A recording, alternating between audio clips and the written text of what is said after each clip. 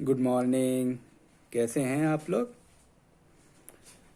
और आज जीके के कार्यक्रम को फिर आगे बढ़ाते हुए मुस्लिम लीग से एक प्रश्न है, वो आया था। भारतीय मुस्लिम लीग की स्थापना हुई, ये सवाल था। इसका सही जवाब है 30 दिसंबर 1906। तो भारतीय मुस्लिम लीग की स्थापना 30 दिसंबर 1906 को हुई है। उससे जुड़ा हुआ जो तथ्य है वो जान लेते हैं। मुस्लिम लीग की स्थापना 30 दिसंबर 1906 किस स्थान पे हुई थी? स्थान है ढाका, और संस्थापक आगा खां, नवाब सलीमुल्लाह खां। मुस्लिम लीग के संस्थापक आगा खां, नवाब सलीमुल्लाह खां। अब मुस्लिम लीग का संविधान बना 1907 में कराची में। मुस्लिम लीग का प्रथम अधिवेशन 1908 में हुआ है अमृतसर में। और इसका उद्देश्य क्या था मुस्लिम लीग का? मुसलमानों में राजभक्ति बढ़ाने और उसके अधिकारों और हितों की रक्षा करना इसका उद्देश्य था। एक सवाल आया हुआ है, बस उसको आप लिख लीजिए। सूती मिलों से निकलने वाली कपास धूल से उत्पन्न होने वाला रोग है। सूती मिल से जो धूल निकलती है उससे एक रोग होता है, उस रोग का नाम है बिसिनोसिस। बिसिनोसिस। और एक क्वेश्चन है, विटामिन सी का सबसे बड़ा स्रोत है। ये सवाल आया था जो कि आंवला है। विटामिन बी सी का सबसे बड़ा स्रोत। तो आगे और भी देखिए स्रोत क्या क्या है। नींबू, संतरा, आंवला, अमरूद। और विटामिन ए का स्रोत लिखिए इससे जुड़ा हुआ।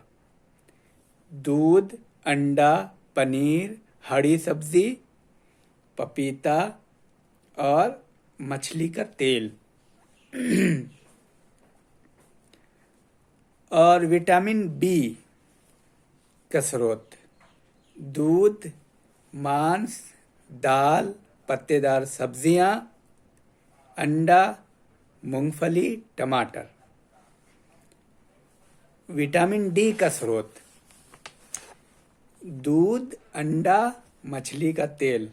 तो मैं आपको ये बता दूं कि मछली का तेल में विटामिन डी है, ये बहुत मशहूर है। लेकिन मछली के तेल में विटामिन ए भी पाया जाता है। विटामिन डी धूप में भी पाया जाता है, धूप में भी है। विटामिन ई का स्रोत अंकुरित गेहूं, बहुत खास है ये विटामिन ई के लिए। और दूध, मक्खन, तेल। विटामिन के का स्रोत आपको पता है, विटामिन के ब्लड में थक्का जमाते हैं, ये पहले भी आ चुका है शायद। हरी सब्जी, टमाटर, आंतों में भी बनता है विटामिन के। हरी सब्जी, टमाटर और आंत में भी इसका निर्माण होता है। और एक सवाल है, अंतर्राष्ट्रीय मानवाधिकार दिवस मनाया जाता है। ये मनाया जाता है 10 दिसंबर को। और इससे जुड़ा हुआ दिसंबर में और कौन कौन सा दिवस है उसको भी देख लेते हैं। एड्स दिवस है दिसंबर में। एड्स दिवस है 1 दिसंबर को। और है कंप्यूटर साक्षरता दिवस, 2 दिसंबर को है। अंतर्राष्ट्रीय विकलांग दिवस है 3 दिसंबर को। अब मानवाधिकार दिवस 10 दिसंबर, वो तो सवाल आया ही था। यूनिसेफ दिवस है 11 दिसंबर। राष्ट्रीय ऊर्जा संरक्षण दिवस है 14 दिसंबर। और अंतर्राष्ट्रीय प्रवासी दिवस है 18 दिसंबर। राष्ट्रीय अल्पसंख्यक अधिकार दिवस है 18 दिसंबर। विश्व गणित दिवस है 22 दिसंबर। और नौसेना दिवस है 4 दिसंबर। झंडा दिवस है 7 दिसंबर। ये सशस्त्र बलों का है झंडा दिवस 7 दिसंबर को। और राष्ट्रीय ऊर्जा संरक्षण दिवस है 14 दिसंबर। किसान दिवस जो चौधरी चरण सिंह के जन्म दिवस पे मनाया जाता है 23 दिसंबर को है, और राष्ट्रीय उपभोक्ता दिवस है वो 24 दिसंबर को है। तो और आगे अगला सवाल है, ये सवाल कंप्यूटर से जुड़ा हुआ है। SIM सीम का पूरा नाम है सब्सक्राइबर आइडेंटिटी मॉड्यूल। और आपको पता है, आप जानते हैं कि कंप्यूटर से संबंधित बहुत सवाल आते हैं।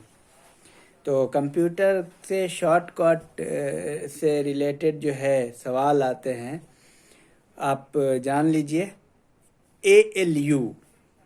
ALU का फुल फॉर्म है arithmetic logic unit. Arithmetic logic unit. दूसरा है basic, BASIC, beginners all purpose symbolic interaction code. Beginners all purpose symbolic instruction code. और तीसरा है CPU, सेंट्रल प्रोसेसिंग यूनिट। ये CPU को ब्रेन ऑफ कंप्यूटर भी कहा जाता है। CAD, computer aided design. DOS, disk operating system. Fax, FAX, far away xerox. HTML, hyper text markup language. और ये हाइपर टेक्स्ट मार्कअप लैंग्वेज। और है LAN, लोकल एरिया नेटवर्क। एक है LLL, लो लेवल लैंग्वेज। एक होता है MICR, magnetic ink character reader. एक है modem, modular demodulator, modulator demodulator.